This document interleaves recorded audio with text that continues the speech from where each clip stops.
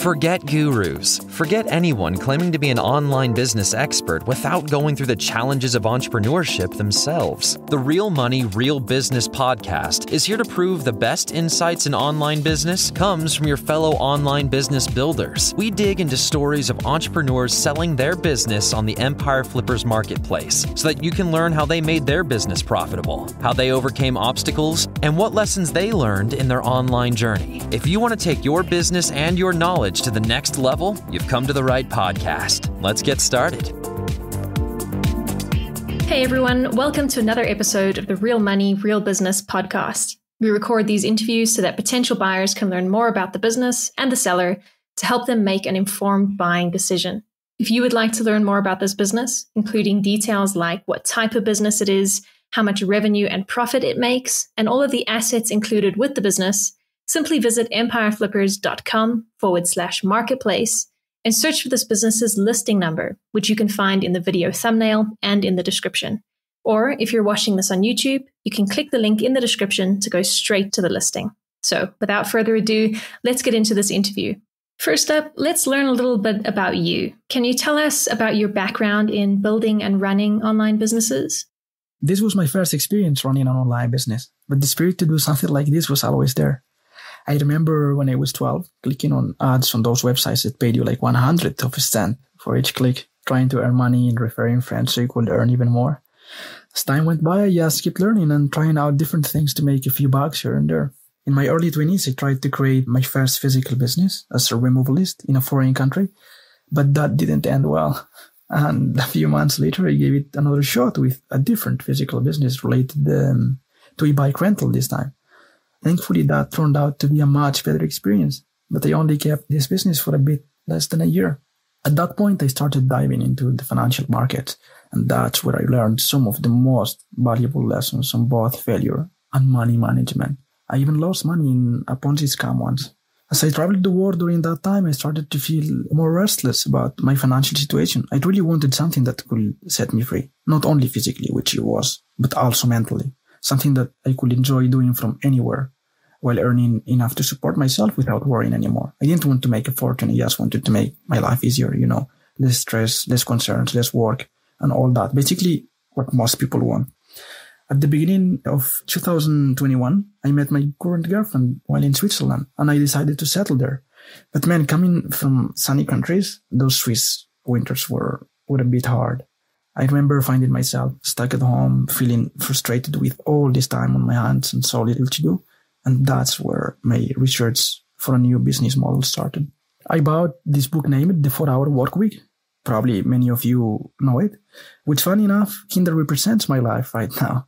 It's very satisfying, really, to look back and notice this, because sometimes it's not until you look back that you realize how far you have come. And you know what? All those listening out there who are still on this journey, if you keep trying and maintain a good attitude, you will eventually get there. But going back to the story, with this and all my previous experiences, I decided it had to be an online business because I was craving simplicity. All this physical stuff I tried was way too stressful, particularly that track I had back in Australia, which honestly could have ended well in another time, but still didn't in this time. So I started watching YouTube videos, clicking one, then another and another for days and weeks. It's incredible, really. You have everything you could ever need right there, all for free. Just picture Einstein or Nikola Tesla. If they had this kind of access back in their day, they will be absolutely blown away by the amount of information available at our fingertips today. And I can't imagine how far they would have come if they had. But anyway, I eventually came across this girl who was talking about low content books, which for those who don't know, they are way more competitive and not as steady in revenue, generally speaking, which led me to another video discussing high content fiction, and then to another one on non-fiction. And this aligned more with my interests. And I thought, let's give it a try. I mean, something has to work, right? So we try. If it works, we go all in. And if it doesn't, I simply move on and try something else. At that point, I understood that knowledge and strategy were the shortcuts, if there were any. So I delved deep into various YouTube channels and invested in several courses to expand my understanding. On September 28th in 2022, I published my first book and I made $300 on the first month. And I was like, this is it. I remember walking with my girlfriend in the woods and telling her, if I can make 300 with one book, I can surely make 2K with 6 or 7 books. It will be a dream to have 2K completely passive there, right? And well, by my 5th month, I was already sitting at 2K net profit with 4 books. Then when I published my 5th book in the new niche I discovered, I made another 2K in the next month from that one book alone. So I felt confident. I ramped up production, determined to break the classical 10K mark. And I thought I could do it by December. I was truly into it. And you know what? I closed December with over 20K in net profit. And that wasn't even my biggest month yet to come. I felt very grateful. Things finally came my way. In December, I halted production to travel the world solo again. And yet, 4 months later, this business seems stronger than ever. Why are you selling the business now instead of keeping it and growing it further? I think it's time to level up and explore new opportunities. I have a few projects in mind that will require the best from me, and a good cushion will give me that peace of mind I need to fully focus. We'll also consider allocating some funds to increase my portfolio depending on how the financial markets behave in the short to medium term. And, of course, to finally get my own place, potentially. Can you describe the amount and the type of work that you do on this business to maintain it? I spend 1 to 2 hours, maybe 3, managing PPC campaigns every 10 to 14 days. I wish I could say I do more, but there is nothing else to do. I mean, you can monitor sales or check customer reviews and track how each title is trending to potentially adjust ad spending. But even doing this doesn't take much since the ads are set in a pretty minimalist way. So if you were to keep this business, what are some of the ways you would try to grow it? I would focus on expanding the book catalog with new titles, either in our niche or in niche genres that have shown potential to make money, particularly those where quality is lacking. In our niche, achieving all this is fairly easy, which explains the fast and steady growth of the business.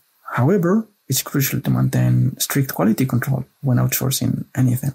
Before giving any instructions, you can also buy a competitor's book to analyze them further. I have so many tricks and strategies that could really take things to the next level, which I would love to disclose and cover here, but for obvious reasons, I can't do that. However, I will disclose everything that there is to be disclosed to the new owner. There is an email list with over 3,000 subscribers, with 10 to 15 joining daily, which I haven't used yet, and with many monetization opportunities. I'll provide more details on this in the unlocked listing after the interview. I also see a lot of potential to improve marketing as well, because historically I have been very conservative with spending and very simple and minimalist with the PPC campaigns, given my current level of expertise. For example, while many new keywords emerge every month, which can be very profitable, I rarely add any to an ad campaign after creation. I also overlooked the opportunity to launch brand Amazon ads. For those who don't know what I'm talking about, brand ads appear at the top of search results and product pages on Amazon. They have higher click-through and conversion rates, and they are more cost-effective. This is because not many authors use them. Each ad can feature up to 3 books instead of just 1. And if a customer checks all 3 books, you're only paying for 1 click. They also target customers differently and often give that trust associated with established brands, which is good too. Again, I will give more detail on this in the unlocked listing, but overall, I think that focusing more on marketing can make a significant difference in revenue. All it takes is a couple of hours a month to capitalize on these opportunities, and all this can be outsourced. Other strategies that can be implemented are translations and bundling, including audiobooks. Translations are more cost-effective, often less competitive, and require far less work than creating a book from scratch. We all know that. While bundling is super easy and doesn't demand any investment apart of the cover design. By the way, audiobook bundles at over 3 hours in length will become particularly profitable, given that none of my audiobooks extend beyond that length. And in addition to this, I'm not eligible to utilize HCX, so the potential buyer might be able to access their lower commission platform and have more control over the audiobook titles. There are a few other things that could be considered, but I don't want to make this too long. To recap, adding new titles, the email list, marketing, translations, and bundling are some clear opportunities I see. And of course, outsourcing tasks and hiring new people to automate and scale the business will totally catapult the revenue and the business valuation altogether. Though this will require more commitment, of course. Right. And what would you say are the biggest risks with this business that buyers should be aware of? This question is interesting because everyone's takes on this is a bit different. It's one of those subjective questions, but from an objective standpoint, in a business model like this one, or it depends on third-party platforms like Amazon KDP, Amazon FBA, Shopify, Google, eBay, Etsy, or any other, they pretty much have control over your business fate. If they decide to make changes in their algorithms, terms of service, or in the worst-case scenario, and they contract with you, there is not much you can do. To clarify, I see all the mentioned risks highly unlikely to materialize, but they are there, and anyone considering entering this space should be aware of them. As for this particular business, I don't see any significant risk that needs to be mentioned. The keywords we use for ranking and Amazon ads are pretty straightforward and less susceptible to algorithm changes. The stricter guidelines make it unlikely for new competitors to come, and considering the revenue generated by this account, and of course its adherence to the guidelines, I believe it's in their best interest to keep us on board, even if a mistake is made.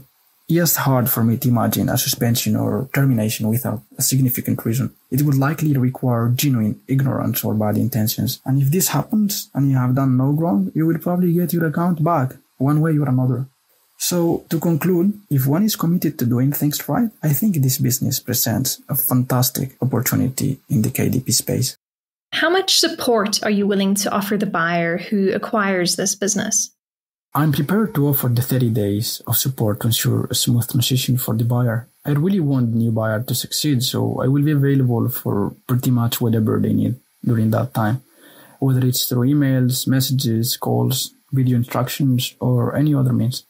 And honestly, I wouldn't mind staying in touch longer to provide ongoing assistance from time to time. My plan isn't to sell my business and disappear. I can be there for the most important decisions or those where the buyer doesn't feel confident to decide or judge.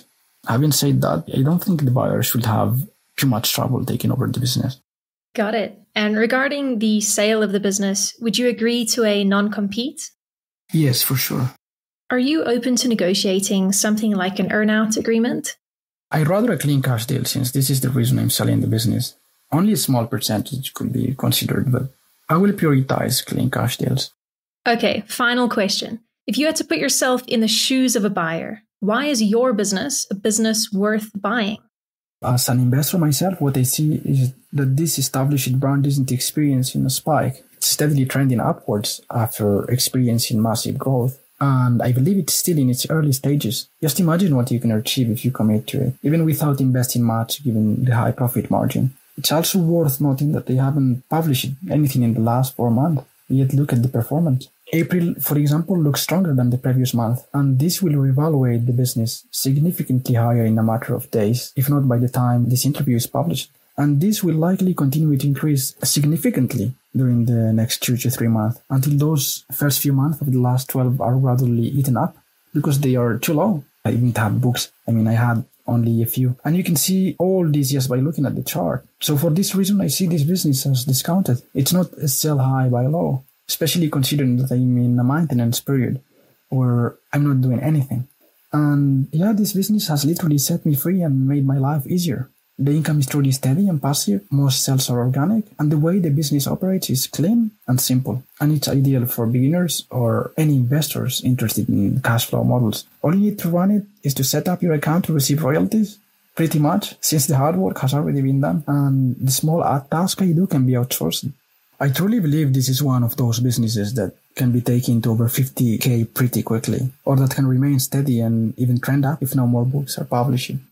All right, everyone, thanks for listening. To learn more and see if this business is still for sale, head over to empireflippers.com/marketplace and search for this business listing number, which you can find in the video thumbnail and description. Or if you're watching this on YouTube, click the link in the description to go straight to the listing. Once you've unlocked this listing, you'll find everything you need to know about this business. So, thanks for joining us. See you next time.